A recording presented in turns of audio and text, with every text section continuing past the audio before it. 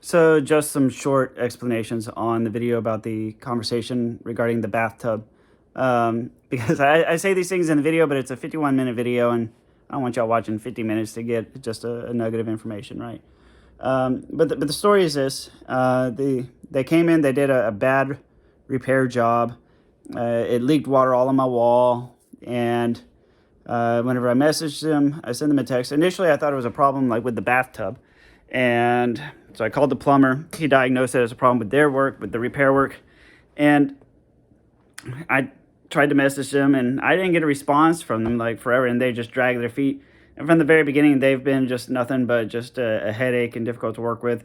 And fortunately, then I realized I have a channel where I actually created a whole playlist on the narcissist playbook, which is awesome.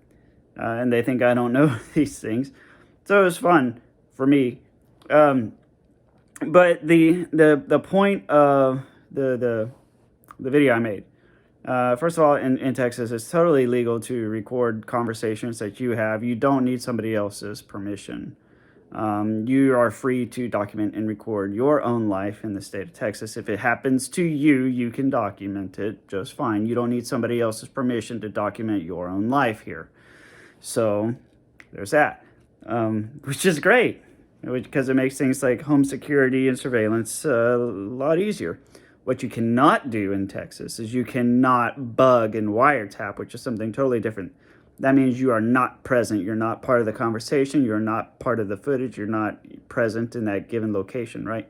So that's where we draw the line in Texas. Now, with the conversation, it's a long conversation, and it's long by design, because there's a couple of phrases that I have, right? When somebody wants to hang themselves, give them as much rope as they care to take.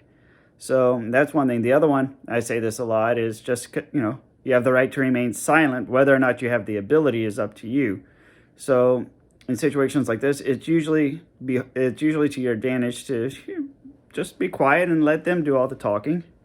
Because the third thing is I did my homework ahead of time. I spoke with an attorney. I spoke with the Texas State Board of Plumbing Examiners. I made sure that I was in the right, and I had everything, all my notes collected, gathered up in front of me. And so, I was ready in the driver's seat with my seatbelt on. Figuratively speaking, I wasn't actually in a car, right? So I was ready. I had all my facts. And the great thing about facts and truth is they're still true, whether you say them right away or whether you wait to the end of the conversation. So what I decided to do, and the way that I conduct myself, is I just let her talk like as much as possible. When somebody else is wrong, you have to be okay with allowing somebody to be wrong. That's where so many of us actually go wrong and get it wrong, right? You have to learn to be okay when somebody else is wrong about you, and when somebody else is getting it wrong and accusing you of wrongful things. If somebody doesn't know the truth, that is not your problem. It is their problem, and as a result, you're not obligated to help them with their problems, okay? And that sounds mean, but you also have to understand the type of person you're dealing with. When you're dealing with somebody who's a conflict seeker, as I've said many times before, they often start from an incorrect premise, and they're usually wrong on purpose, because that drives the conflict, right? Nothing starts a conflict better than a wrongful accusation, right? Or having wrong facts, because that's what they want. They want the conflict. And so you'll hear when she's just going on and on and on, and then she'll stop, and I just remain silent, right? Because when people are seeking conflict, they cannot stand silence, right? Because they're wanting the conflict, which is the exact opposite of silence. It could not be more opposite from cold, awkward silence than a heated conflict and argument, fight, debate, right?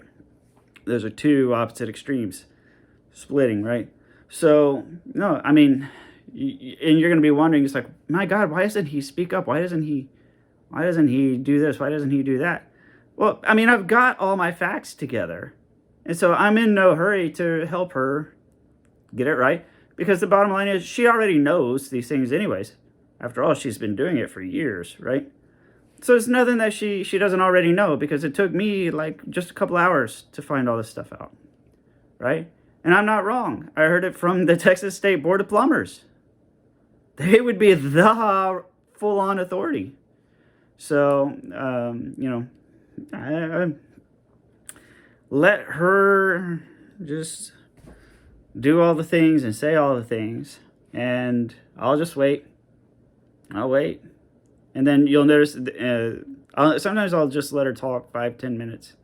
And then as soon as she's done talking and it gets silent and it remains silent, well, then I just pick up exactly where I left off. See, because I'm the one, I have very few points I need to make. Very few. I don't have to make a lot of points. And I don't have to disprove anything she's saying. I just have to say the points that I'm called her to say. It's easy. Real easy. Not a lot to it. So I'll just get halfway through my sentence and she starts talking and I'll just put a little pin in my sentence.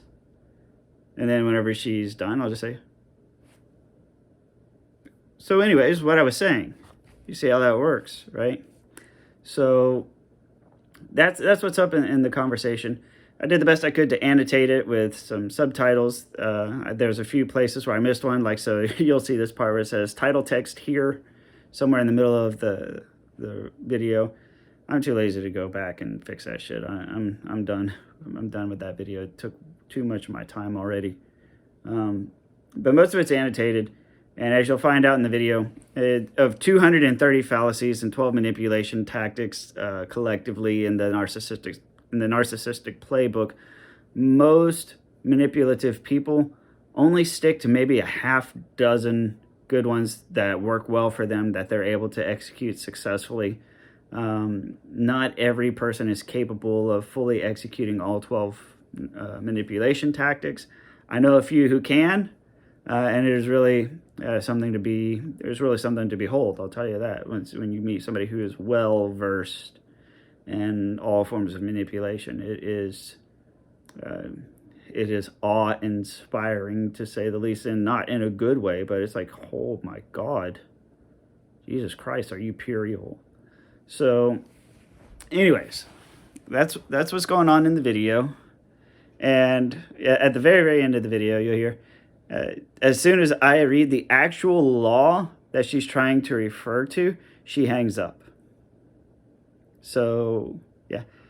Out of 40 minutes, she never once actually tries to ask me what happens. It's all about telling me what doesn't happen and what she doesn't know. Never once did any of them actually ask me what did happen, or try to have some sort of fact finding, or come and actually look and try to determine things for themselves, right? So there was never a genuine effort on their part. The only effort they put was into disproving me, telling me I'm wrong, and actually telling me that I'm wrong, and telling me that I didn't respond the way that they wanted me to respond, which is absolutely just wow, just okay. How does that even work, right? I mean, it's your fault for not reacting to our bad workmanship the way we would have preferred for you to react to our bad workmanship. Wow. I got screaming kids. I gotta go. Hopefully they're alive. I'm coming.